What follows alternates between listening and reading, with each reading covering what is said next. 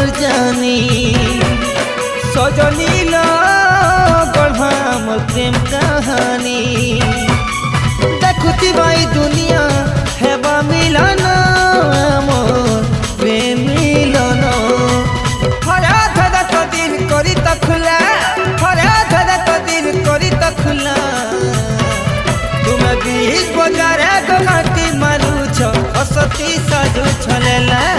तुम बीच बजारे गलाती मारू छो असती साजू छलेला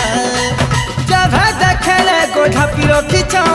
जवानी तुम छी नहीं देउ छो